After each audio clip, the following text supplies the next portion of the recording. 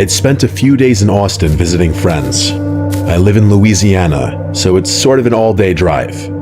On my last day in Austin, my old friend Tom had commented on my Instagram story asking when I leave, and I said today.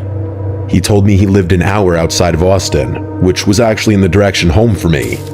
I hadn't seen Tom in years, and it would be nice to catch up. He said I should stop by, and I said sure, why not? I set my GPS for Tom's address, and it said about an hour and a half drive. Tom and I had been friends back in high school, but lost touch after graduation. We followed each other on social media, but hadn't really spoken in years. When I pulled up, I noticed his house was a little old-fashioned. It wasn't run down or anything, just aged. The wooden porch creaked under my steps, and when he opened the door, I caught the scent of old wood and something rustic, like an old cabin in the woods. Tom was of course very welcoming, giving me a big hug and pulling me inside. Some friendships stay just as pure no matter how much time passes. The inside of the house was just as old as the outside. The furniture looked like it had been around since the 70s, and every step I took on the hardwood floors let out a small creak. It felt kind of Texas, I guess. It was kind of charming in a way, like stepping back in time. We sat down in his living room, catching up on life, drinking whiskey. Tom always was a whiskey guy. He'd always order a Jack and Coke at the bar.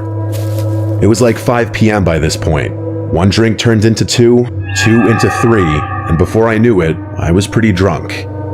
The warmth of the alcohol made the room feel smaller, cozier, but also heavier. Hours passed like minutes, honestly. We were having such a good time catching up that eventually he dropped the question I knew he'd ask. "Hey man, you got a long drive back. Why don't you crash here for the night?" he offered. I hesitated, but he was right. I wasn't in any shape to be on the road. I said yeah, good idea, and asked if I'd take the couch we were on. And then he said, nah, I got a spare room. It's nothing fancy, but it's better than the couch. That was good enough for me. We ate some Chinese food that we had delivered, and after a while, he led me down a short hallway to the spare bedroom. I didn't pay much attention to the inside of the room because I was hammered. We both were. But I remember the air in the room was still, like the room hadn't been used in a long time. I barely had time to register my surroundings before I collapsed onto the bed, completely exhausted and drunk. Sometime in the middle of the night, I woke up.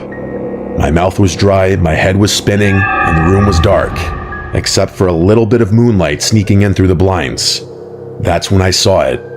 In the far corner of the room, on the closet door, there was something hanging. At first, it looked like a long black trench coat on a coat rack, but as my eyes adjusted, the shape of it felt wrong. It had a broad upper portion, almost like shoulders, and the way it hung made it look less like fabric and more like a silhouette. My heart pounded in my chest. I didn't remember seeing that when I stumbled into the bed, but I had been drunk. Maybe I just hadn't noticed. I rolled over, trying to ignore it. It was just a coat, nothing more, but I couldn't help myself. I peeked again, still there. I squeezed my eyes shut, took a deep breath, and forced myself to sleep. I don't know how long I was out there before I woke up again. It wasn't just discomfort that pulled me from sleep. It was sound. A slow, soft creaking, like someone stepping carefully on an old wooden floor. My eyes shot open. The room was dimly lit now, dawn creeping through the blinds. I turned my head toward the corner, and my stomach dropped. The coat was gone. I sat up so fast that my head spun. My body was buzzing with a sickening mix of fear and leftover alcohol. I scanned the room, my heart thudding against my ribs. There was nothing in the corner, just an empty closet door. I threw the covers off and rushed to Tom's room. He was snoring, completely unaware of the panic storming through me. I shook him awake, which took a lot of effort considering he was out from all that alcohol. He finally woke up very confused, rubbing his eyes. "The coat," I said breathlessly. "The one on the coat rack in the spare room." He squinted at me, confused.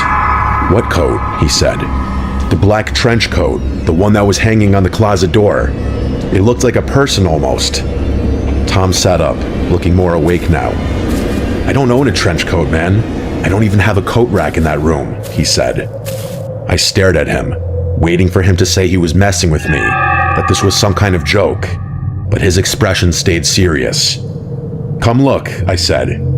He sighed, but got up and followed me back to the spare bedroom. I pointed to the exact spot. "It was right there," I said. Tom scratched his head. He asked me if I was sure I wasn't just dreaming, but I said I know what I saw. I insisted, with my voice shaking slightly. "I woke up and it was there. Then I woke up again and it was gone," I said. We stood in the room for a few moments, both of us feeling the same eerie silence pressing in on us. Tom finally exhaled and shook his head, agreeing we should check the house just in case. We searched every room, every closet, every corner. Nothing. No signs of forced entry, no weird coats hanging anywhere, nothing that could explain what I saw.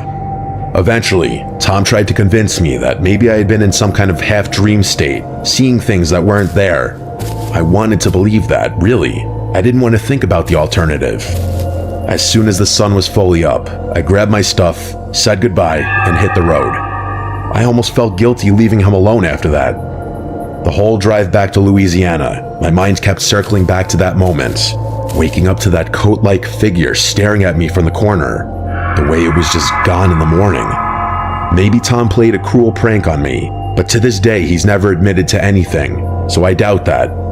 Or maybe, just maybe, there had been someone in that house watching me sleep, and they decided to leave before the morning came.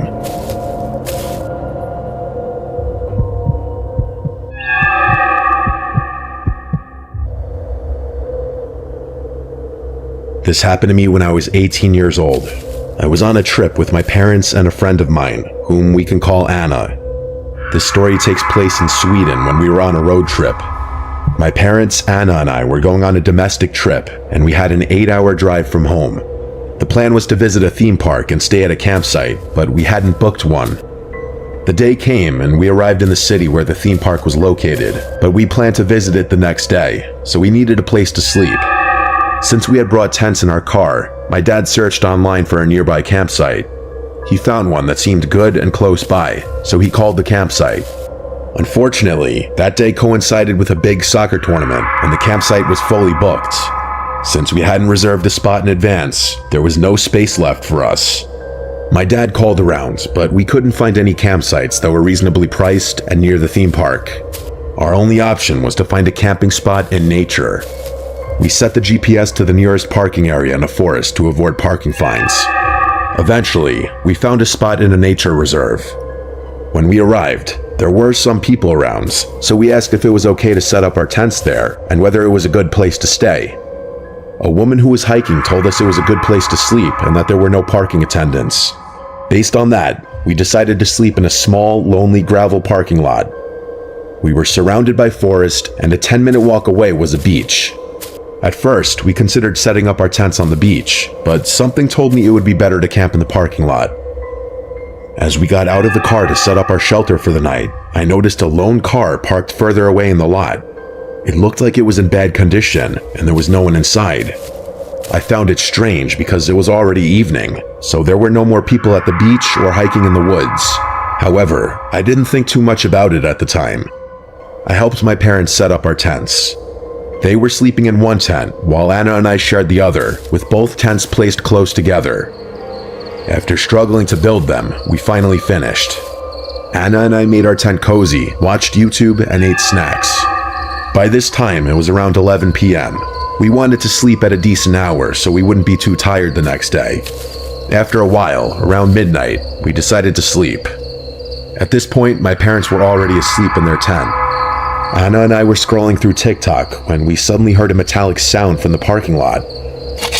It sounded like a shovel being thrown onto the gravel. We both jumped in fear and asked each other what it could be. Too scared to peek out of the tent window, we chose to stay silent and listen. The sound had come from the same direction as the abandoned car. We then heard what I assumed was a shovel being thrown into the car's trunk, followed by the trunk slamming shut. We sat in silence, our hearts pounding. Then we heard the car speed off as if someone were trying to get away quickly. I texted a friend from a nearby city, telling him where we were staying. He replied, warning me that the beach nearby was known to be dangerous, with organized criminals often engaging in illegal activities there. We had no idea about this before. When I read my friend's message, I felt cold and deeply unsettled. About 10 minutes passed in silence after the car sped away. Anna and I had started to calm down a little when, out of nowhere, we heard the loudest, most blood-curdling scream from a man coming from the woods. We were absolutely horrified. I immediately texted my mom, telling her we just heard a loud scream. When she didn't respond, I called her phone to wake her up. She finally answered and said neither she nor my dad heard anything. She reassured me that it was probably nothing serious, but at that moment, I couldn't think of any normal reason for someone to scream like that. Anna and I crawled under the blankets, terrified, not knowing what was happening. Every minute felt like an hour. Even though it was midnight, we were too scared to sleep. Suddenly, everything became eerily silent. Then, my blood ran cold. I heard footsteps. Someone was walking around our tents, moving stealthily. Anna and I sat up, frozen in fear. I put my phone down so that its light wouldn't illuminate the tent. My heart was racing and I could hear my own pulse. There was no logical reason for anyone to be walking around our tents in the middle of the forest at this hour. The footsteps moved around our tent first, then toward my parents' tent, and then circled around our car, which was parked nearby. The person stopped and seemed to be looking at our tents. For a moment, there was complete silence. Then, I heard the same car from earlier returning. Its headlights lit up our tents, and Anna and I quickly laid down to avoid being seen. I gathered the courage to peek through the small tent window. I saw the car door slam shut before it sped off again. I felt a brief moment of relief when the person left. From my vantage point, I could see the road they had driven down. 5 minutes later, I saw another car approaching fast. It was a police car, racing in the same direction the other car had gone. Nothing else happened after that. Anna and I were still shaken, so we decided to sit in the locked car to feel safer.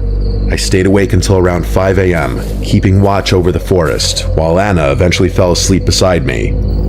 After about an hour, we went back to our tent, and out of sheer exhaustion, finally fell asleep. We woke up around 9 a.m., completely drained. I told my mom everything that happened, and she revealed that she had also heard the footsteps, but when the person was near their tent, she had also heard heavy breathing, like the kind you hear in horror movies during a scary phone call. She had been terrified too. However, my dad had slept through the whole thing, so we had to tell him the story. Without hesitation, we immediately packed our things and the tents, eager to leave as soon as possible. None of us wanted to stay there any longer. Despite the terrifying night, we had a good time at the theme park later that day. However, that evening, I decided to research the forest where we had camped. What I found made my stomach drop. Just a short time before our visit, a man had been murdered there, stabbed to death due to gang-related debts. Even more disturbingly, 2 men had gone missing from that exact beach and had never been found. I couldn't stop thinking about it. What if the person walking around our tents was a dangerous individual, checking to see if there were any witnesses? What if we had been in serious danger without realizing it? Even now, I still think about that night. Who made that horrifying scream, and why was someone using a shovel in the middle of the night in a forest? And the police, what exactly were they chasing? I guess I'll never know.